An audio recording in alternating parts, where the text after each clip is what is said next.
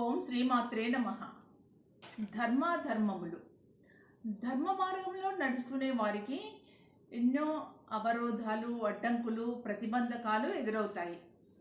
ఎన్ని ప్రతిబంధకాలు ఎదురైనా సాధకుడు పట్టుదలతో తన ప్రయత్నాన్ని కొనసాగించాలనే సత్యాన్ని శాస్త్రం చెబుతుంది. చుట్టూ జరుగుతున్న నేరాలు, ఘోరాలను కనీసం ఖండించాలి, ఎత్తి చూపాలి, పోరాడాలి.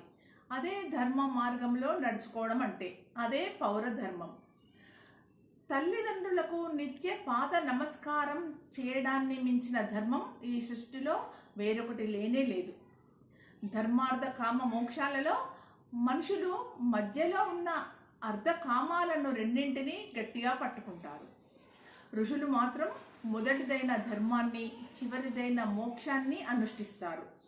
ఇదే మనుషులకు ఋషులకు ఉన్న మధ్యలో ఉన్న ముఖ్యమైన తేడా. దేనిని ఆచరించడం వలన మనకు మంచి జరుగుతుందో, మనుషులు దేనిని ఆచరించాలి అని శాస్త్రం చెబుతున్నదో, శాస్త్రం తెలిసిన పెద్దలు, గురువులు దేనిని ఆచరించాలి అని చెబుతున్నారో, దేనిని ఆచరించుట వలన మనకు తాత్కాలికంగా కష్టములను అనుభవించినట్లు అనిపించినా శాశ్వతమైన శ్రేయస్సును, సుఖములను పొందగలుగుతున్నామో అది ధర్మం. అధర్మము అంటే శాస్త్రములు, గురువులు, పెద్దలందరూ ఏది చేయకూడదు అని చెప్పారో, దేనిని ఆచరించుట వలన మనకు తాత్కాలికంగా కొంచెం సుఖములను అనుభవించినట్లుగా అనిపించినప్పటికీ చివరికి మనం అత్యంత అధికమైన దుఃఖాన్నే అనుభవించవలసి వస్తుంది అనేది అధర్మం.